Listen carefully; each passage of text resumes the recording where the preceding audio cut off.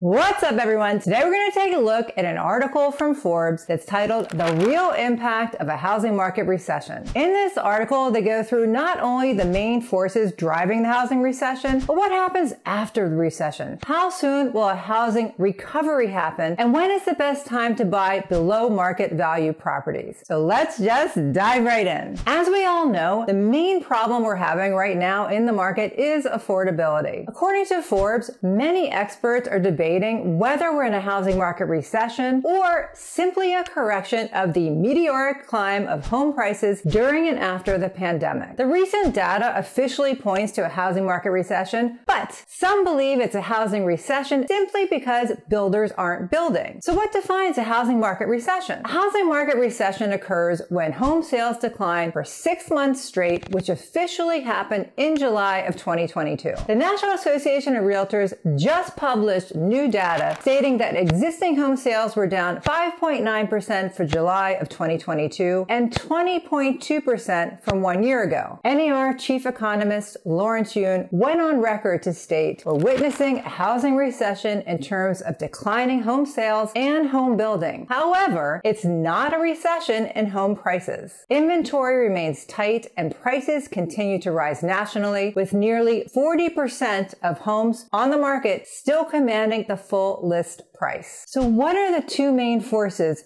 driving the housing market recession? Increased interest rates, which have been manipulated by the Fed Reserve to fight inflation, and increased construction costs, which kept going higher during the pandemic due to supply chain issues. Unfortunately, these costs haven't come down as widespread inflation has driven the prices even higher. The combination of these two forces have priced out many buyers from the current housing market, which has forced us into a housing recession. So where do we go from here? When will we pivot from a recession into a housing recovery? I like this disclaimer that they put in the article. At this point, it's important to note that experts in the media aren't future tellers with clairvoyant abilities. While professionals do their best to predict what's going to happen based on accessible information, there's nobody that can state with certainty what will happen in the future. This is very true, and although I try and bring you the most current and reliable sources every week about the future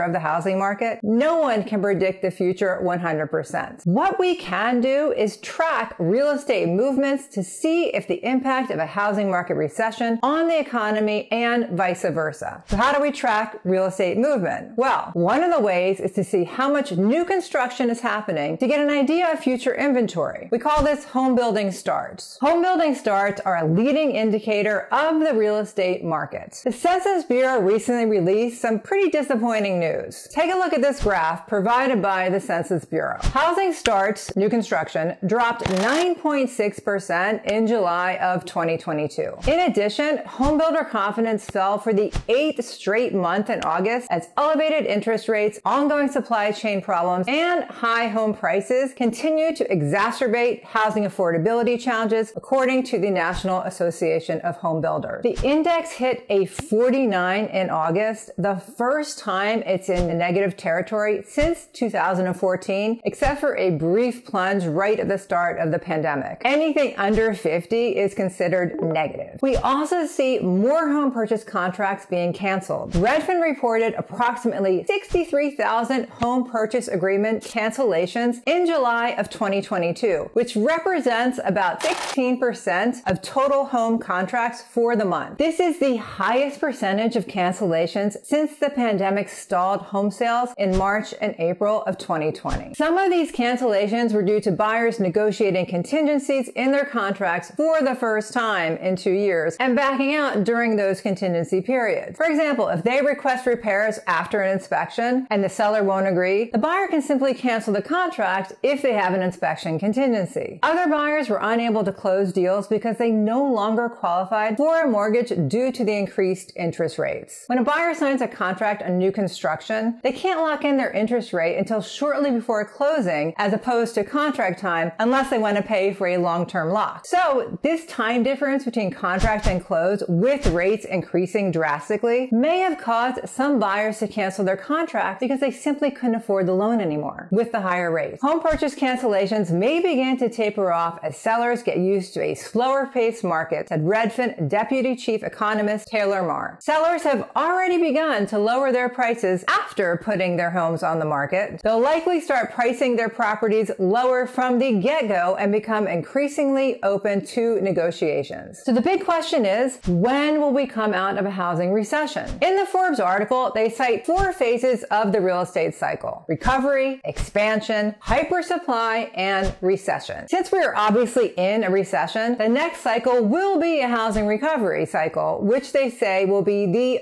best time to buy below market value property. Which bears the question, how soon will a housing recovery happen following a recession? Although no one can tell you exactly when, they cite 2 key signs that the recovery stage has begun. The first is real estate prices are rising after bottoming out. Prices are increasing from their lowest points. And the second is the general economy is recovering, employment is increasing, and there are signs that the economy is doing well. You also have the government's actions in boosting the economy, which is why many experts are eagerly awaiting the Fed's September interest rate announcement. So where does this leave us right now? Well, for sellers, a housing recession means you need to adjust your expectations from the past 2 years. You may not have multiple offers, and you may need to adjust your price. You also will most likely need to deal with inspections and repairs unlike the past 2 years, so budget some money for them, or be prepared to give the buyer a credit towards repairs if that's appropriate for your contract. Real estate is very localized, so what's happening in one area can be very different than what's happening in other places, but these are just good things to keep in mind to have a successful transaction in this changing market. For buyers, there still isn't a lot of inventory, and interest rates are higher than they've been the past 2 years. Construction costs are still high, and builder sentiment is low. But if you do find a house that meets your budget and criteria, you have a better chance of negotiating the contract and including contingencies that will protect you and possibly get you some repairs fixed or a credit towards fixing them. Ultimately, there are benefits of home ownership. Number 1, you pay the same amount each month for 30 years, rather than being at the mercy of a landlord who may raise your rent. Number 2, you may be able to lower that amount in the future if you can refinance to a lower rate. Number 3, there are tax benefits to owning a home. Number 4, your home will most likely appreciate in value over a long time horizon. Number 5, you're paying down the loan over time, providing you with equity in an asset. And number 6, you need to live somewhere, so owning a home has a functional use. Let's take a quick look at the present data on the housing market provided by Redfin so we can see where the market is trending. For the week ending September 1st, 30-year mortgage rates rose to 5.66%. That's down from a 2022 high of 5.81%, but up from a 3.22% at the start of the year. Homebuyer mortgage payments are up 38.5% year over year. Pending home sales were down 18% year over year, so less buyers are putting homes under contract. New listings of homes for sale were down 16% from a year earlier, the largest decline since May of 2020. Active listings rose